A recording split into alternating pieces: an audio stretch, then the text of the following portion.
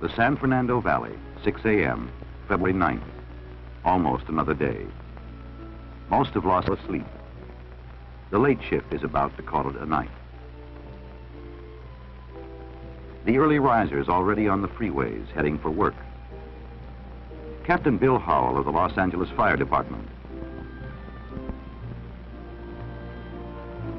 Arthur Mickelson and Milton Gahn, two technicians in a pickup truck, heading out just before dawn to install a microwave relay station in the mountains. 6 o'clock. Another day.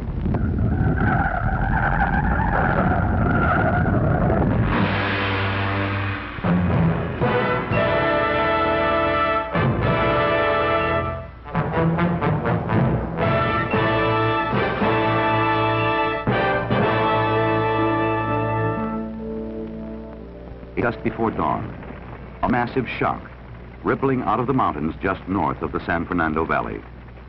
Hitting here, missing there, but shaking most of Southern California like an angry parent shakes a screaming child. At Parker Center, downtown headquarters for the Los Angeles Police. Attention, Mount Lee radio station is blocked by several landslides. Unit 2A17, we're not reading you. Change your location and rebroadcast. This is a SIG alert at Adams and south to Santa Barbara and Crenshaw east to Figueroa. All signals are out. Use caution. Next door, the city's nerve center for all disaster operations. The Emergency Control Center is swinging into action. Be advised, you're on attack alert. This is all units in the city. Be advised, you're on attack alert. Do not go into watch. 062. 3X-ray 26 mid-watch. Roger.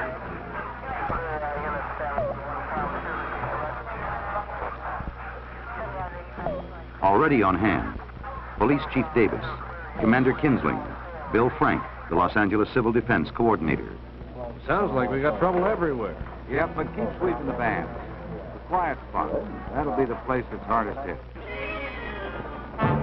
No one knows it yet, but the quiet spot, the place hardest hit, lies at the northern end of the valley, in a suburb called Sylmar, and the little city of San Fernando. The shock's magnified enormously here. Gas mains are exploding, broken sewer lines bubbling in the streets, ruin running through the heart of town.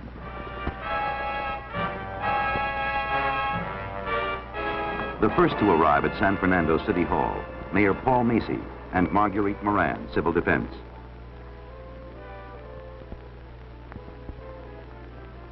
Outside, the building looks unharmed. Inside,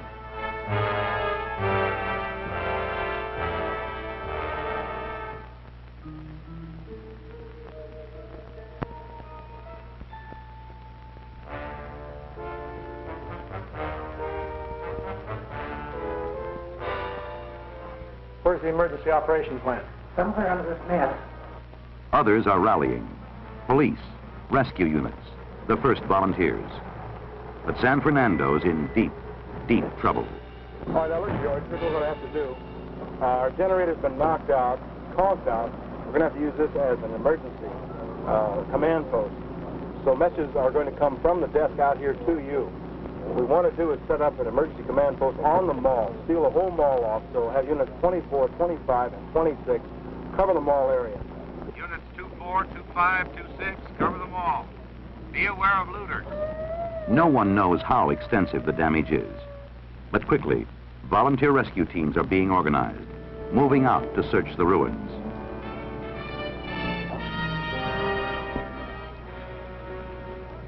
In downtown Los Angeles, State Civil Defense, the California Office of Emergency Services, is swinging into action.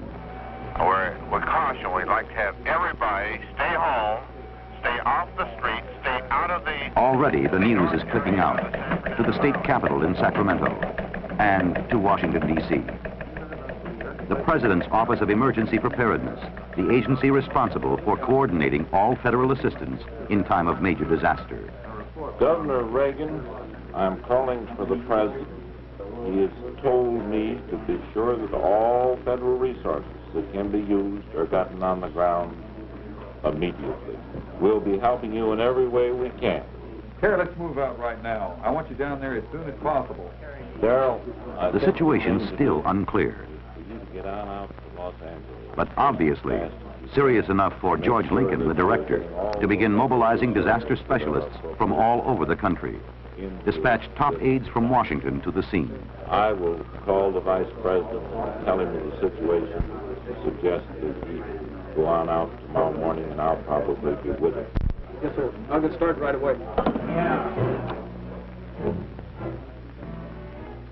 In the Pentagon, the director of the Defense Civil Preparedness Agency, John E. Davis, offers full support. All right. Find out what they need and get it to them. On Mount Lee, high in the Hollywood Hills, rescue trucks from the Civil Defense Training Center are starting down the mountain.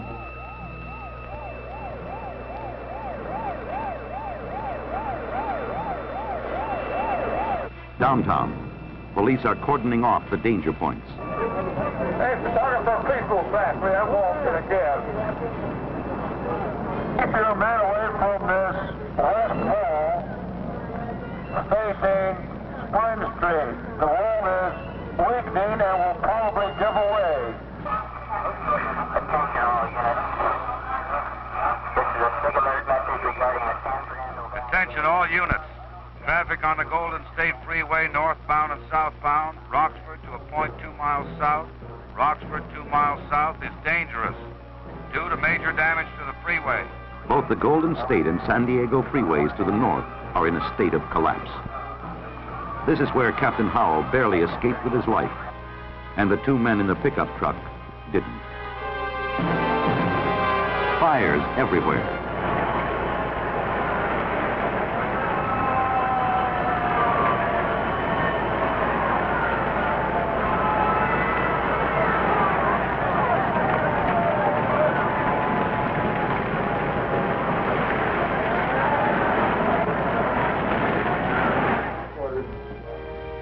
Coldwater Canyon, the fire department's communications center.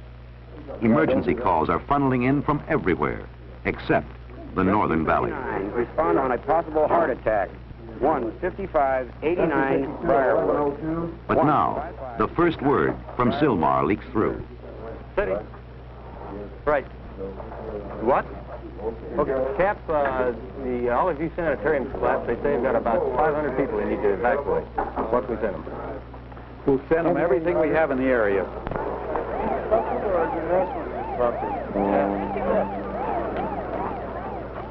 Olive View, a brand new $40 million hospital dedicated just 6 months ago. Tremendous explosion. The whole room was just teetering. Well, when I walked out of the room, the whole wing had fallen off. And we looked down 5 floors. 3 are dead. The rest of the patients being hastily evacuated.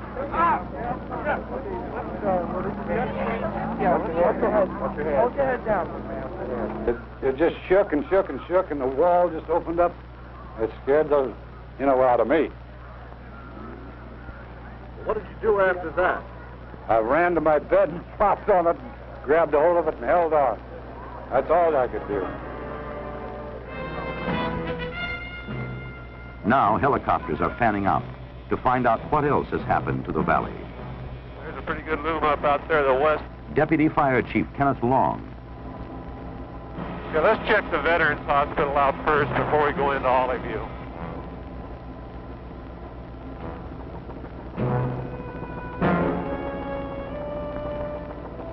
God, look at that building that's down there. Let's drop down there in that grassy area and find out what's going on.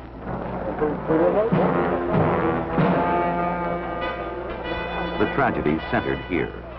At San Fernando Veterans Hospital, long known as the garden spot of the whole Veterans Administration system, 2 central buildings have collapsed, burying nearly 100 patients and members of the staff under a crashing concrete roof.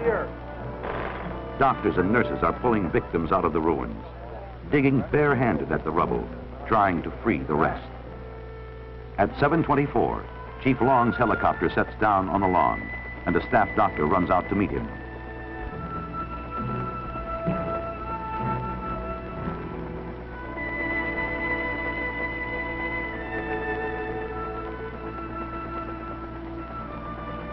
Coldwater from Chief Long. You read now.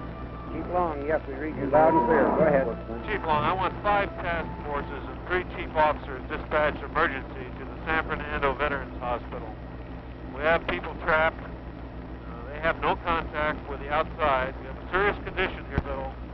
Dispatch for an emergency.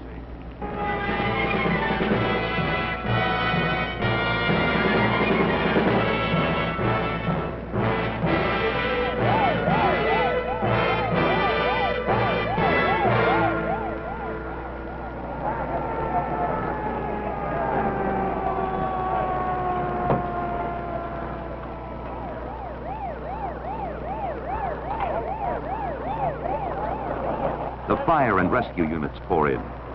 But desperately needed is heavy construction equipment to cut through the concrete roof. Luckily, it's close at hand. In Tiohanga Canyon, the Army Corps of Engineers has a construction crew working on a special project for the Office of Emergency Preparedness. Within an hour, it's been moved to veterans. The digging out begins. What we need, we can get the port of power. And see if we can bulge this up a little bit and pull this out. We'll have to give it a try.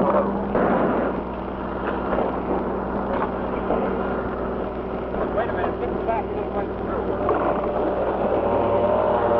Not far away, another crisis. Van Norman Dam, the huge reservoir in the northern hills. The concrete roadway across the tops collapsed. The earth wall behind it crumbling fast. We're going to need some additional help on filling sandbags. 11 million tons of water. Enough to start another Johnstown flood. And 80,000 people living in the valley just below. A decision has to be made. And soon. If that wind doesn't change, that dam is going to go in. It could go in a matter of minutes.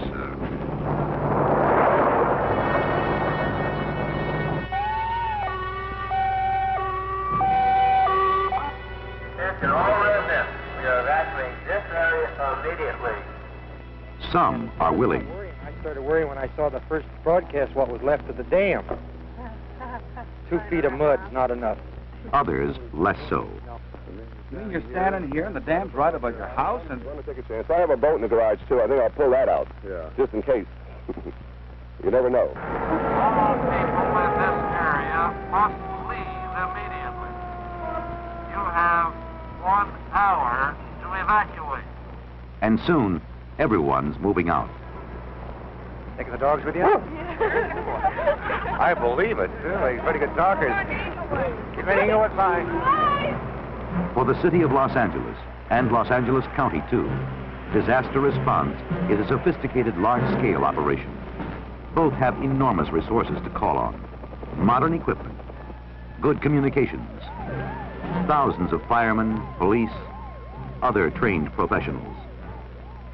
For Little San Fernando, civil defense is something else.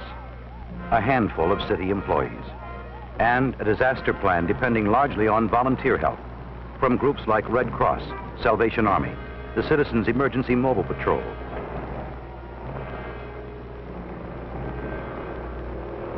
And now, the radio hands. They've found the dead spot on their dials, are moving in to fill it. Since early morning, San Fernando's been cut off from the world. But now, communications are being restored, and the first phone call goes downtown to the Office of Emergency Services. We're just dead. No water, no sanitation, communications, nothing. We can use any kind of mutual aid you can send. We're on our knees. Now people are flying in to help with the job. From Sacramento, Herbert Temple of the governor's staff. And from Washington, D.C., Darrell Trent, Deputy Director of the Office of Emergency Preparedness. Hi, Kurt. Hi, Darrell. Glad you're here. Thank you. What's the current situation? It's not too good. We've got 2 major problems. One is the possible collapse of the Van Norman Dam and the fact that the Veterans Administration Hospital is falling in on patients.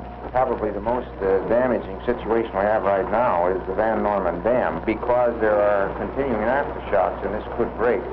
How long will it take to get the water out? They are now projecting 72 hours. What about the people under the Van Norman Dam?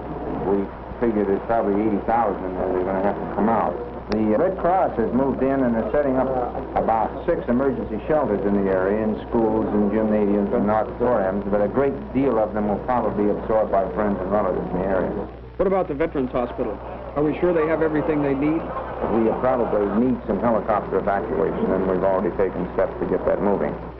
He's tagged. Yeah, he's got tagged down here on his foot, and I've taken his wristwatch. George Lang, and he's had Demerol twice.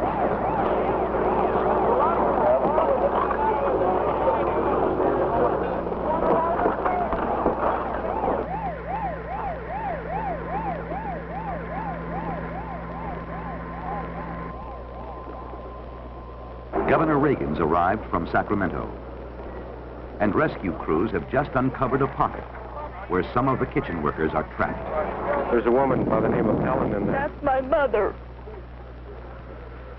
That's the one they've been talking to. Well, they've been talking to her. Apparently, she says that she's all right. Yeah.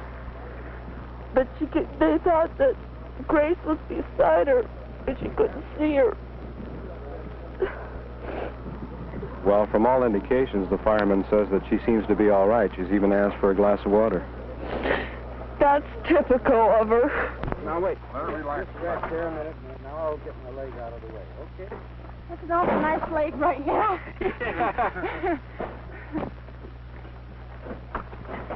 Okay. When we get up a little ways, the pipe on your left, you can stand on. Here she comes. All right. That a cow. You want to go back? No, just take it this way. Here's your mother, sir. That's all right. Now, the other girl that's alive, yes. Yeah. She's about 7'10". Where the right. light comes in, we can still see. All right. Oh, that's okay. You don't need that. That's all right. How do you feel, Helen? Come on. Come on. Check you. Yeah. You've been laying down a while. It's your daughter, honey. This way. Right here waiting for Here's your daughter, Helen. It's okay, Dad. Did they get this? Hey, everybody be quiet. Sit down now. Just bend your knees slowly. Slowly. Where's Heidi? Heidi's with Jim. No, he took her with her, and the dogs are down in that Orland. Okay. It's all right. It's okay.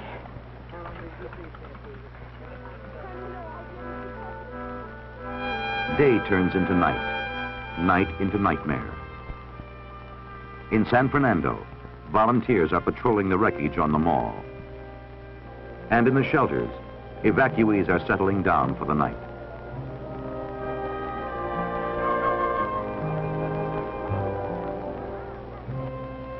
How do you feel? Tired. I'd like to go home. The second day. Early in the morning, Air Force Two sweeps into Los Angeles Airport,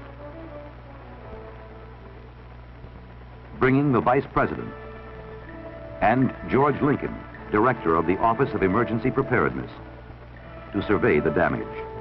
I just talked to President Nixon less than a half an hour ago after I finished the briefing session, and he's terribly concerned. He was in an earthquake himself. He happened to be going to Whittier College in 1933 when the Long Beach earthquake occurred. And of course, he remembers very well the collapse of the high school auditorium there, the damage to the grade school, and he said, you don't want to be in another one if you've been in one. Already, the president's proclaimed the earthquake zone a major disaster area, with all agencies of the federal government directed to render maximum assistance. Downtown, both state and federal people are working hard to deliver it. And a new Disaster Relief Act, just signed by the president, has given them new tools to work with. Federal assistance is no longer limited to helping restore essential community services. Now it's been broadened to bring relief to individuals, the disaster victims as well. And 6 one-stop disaster assistance centers are being set up, where they can go to find it. Temporary housing, rent-free, for those in direst need. Aid on mortgages and rents for others in danger of losing their damaged homes. Legal services, liberalized small business and farmers' home loans, unemployment insurance, re-employment aid for those whose jobs have been wiped out, food stamps and surplus foods for the hungry, help in removing debris from private property.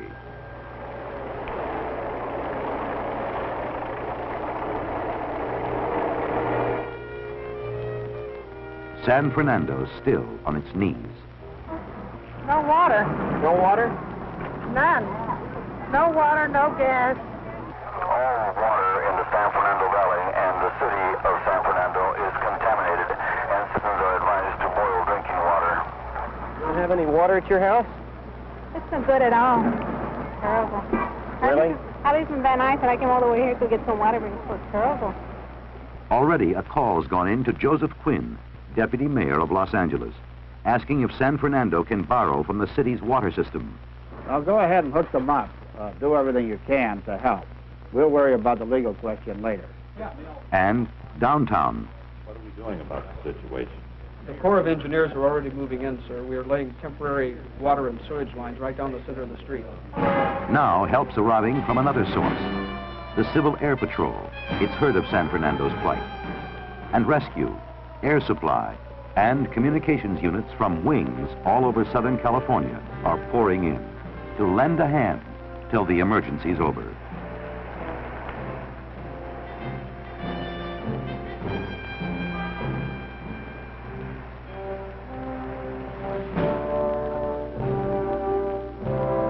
Gradually, the town's gaining ground. The evacuation center has been set up at San Fernando Recreation Park. 2 major relief centers have been set up in San Fernando by Salvation Army in the downtown area, Red Cross in the stricken Mexican-American section, to supply food, clothing, shelter.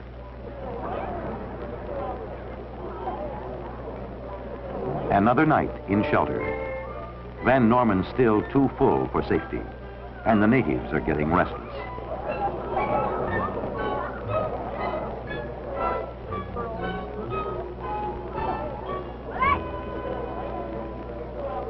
It looks like the people here won't be able to return home until at least tomorrow. Have you heard that? No, I hadn't heard that. That's horrible. Does it bother you having to stay another night? Yes, because I want to go home. There's no place like home. And before that the situation in San Fernando is under control. We're breaking up slightly. We just had another one, baby. Just rolled through. Continual aftershocks are keeping everyone nervous, on edge.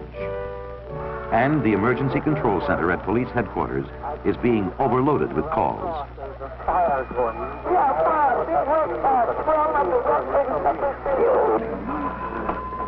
Emergency control center. To relieve the strain, a citizens information center is set up by Civil Defense in the Public Works hearing room at Los Angeles City Hall. Emergency control. The schools, just a moment. I have a list of schools right here. In a way, California's been lucky. It's been a medium-sized quake, even minor, compared to what could happen someday. But if the shock had come a few hours later in the morning, when schools were full and freeways crowded, the death toll might have reached the thousands instead of 65. But more than 30 schools in Los Angeles alone will have to be demolished and replaced. The freeways rebuilt. $1 billion worth of damage repaired. For the federal government, it means a record-breaking expenditure under the new Disaster Relief Act. Nearly $500 million to restore essential services and help people get back on their feet. And a long way to go before it's done. At Veterans Hospital, rescue workers are into their 59th hour. Hey, we got a live one. The last live victim to be pulled out of the wreckage, Frank Carbonera, a 68-year-old baker on the kitchen staff, is rushed to the hospital. His anxious family brought to his side. Did you ever get up any hope? Yes, yes. How do you feel now? Nervous and shaky. Come here. I don't want to get involved. You are related? Yes, my father. Did you ever get up any hope? I'm afraid we did last night. Did you? Yes, he's been in there for 59 hours, and he has such of emphysema, and we were really worried. It was dusty and dirty down there. What is it? And in Chicago. All our... The whole 3 days. I guess he's just a strong man. I don't know. What did he think about while he was down there? Frank, what did you think about when you were down there? What were you thinking of when you were down in the... I was good. Now, finally, the pumps have done their job. Attention, folks. Good news. Van Norman Reservoir is down. We're now free to return to your homes. Going home, but often to things like this.